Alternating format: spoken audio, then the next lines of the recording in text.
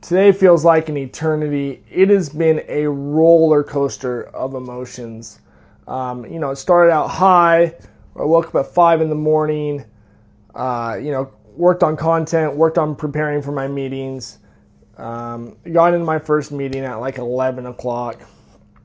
And it went really, really well. Everybody was really receptive of the idea. Everybody liked what we were doing. Everybody wanted to be a part of this project.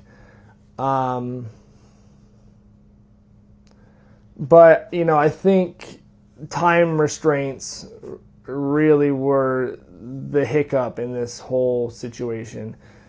Now, to give you like a little background, we've been planning this for 2 months, but, it took a week to really get a hold of the Savannah Bananas. It took another week to get an agreement drafted by legal. It took 2 more weeks for the Savannah Bananas to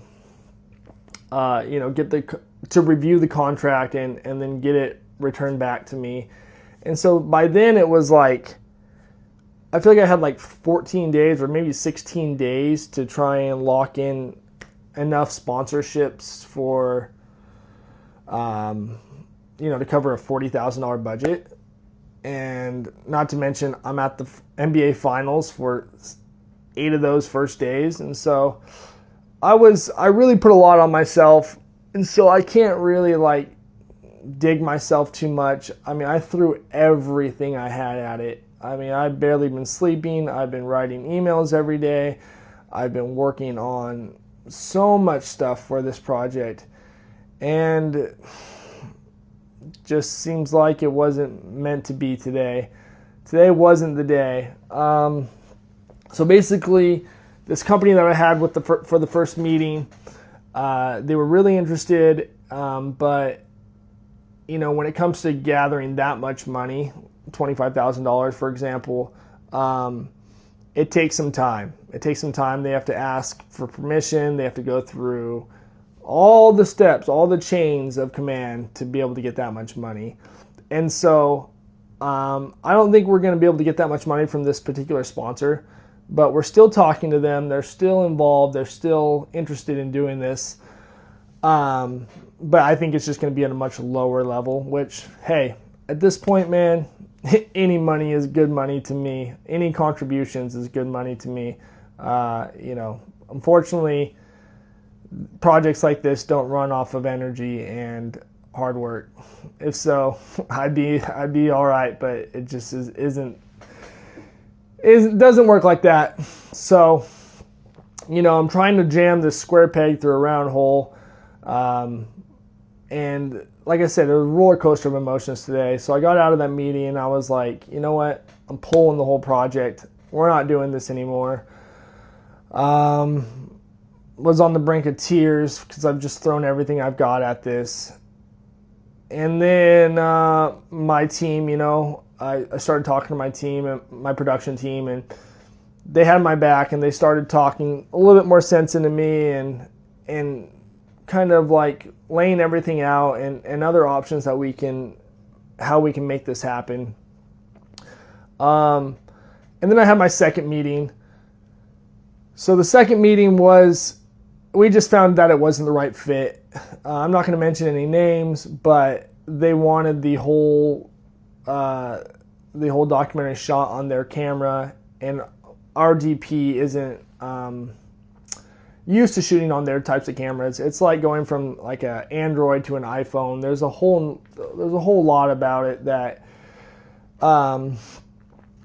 that I just didn't want to put on my DP. So that didn't work out, and it's too bad because they were like the most involved. They were like the most excited about being a part of this project. But again, time restraints. I don't have time to train my DP on a new camera. And so that's kind of where that one fell apart. But they're still really interested in working with Behind the Broadcast and other aspects. And so that's one good thing that always comes out of this is like the connections, right? People see how hard you work. People see the type of character you are. And people, they want to help you. They don't want to see you lose. They don't want to see you not reach your goals. Wife called and ruined my train of thought. What a shame.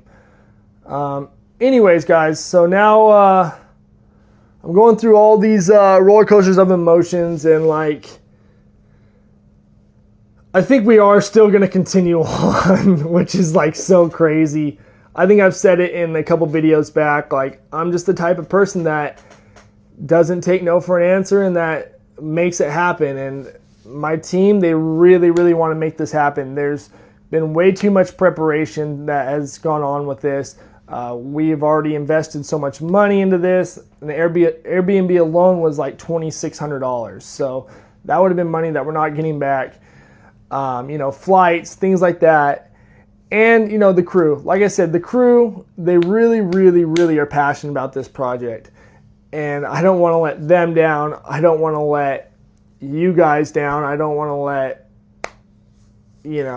myself down. And so as much as I want to get out of this, I think I'm stuck.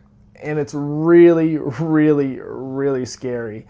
I have enough funds to be able to put this production on and capture all the footage. But when we come back, this footage might sit for a little while until I can gather more funds. And whether that's through sponsorships on the back end, after we capture some stuff in Savannah, or the crowdfunding. I haven't put really much thought into crowdfunding. I don't like asking for money. But it might just be the nature of the beast. Unfortunately, I'm not a trust fund baby. I'm not going to be given money, to bail me out.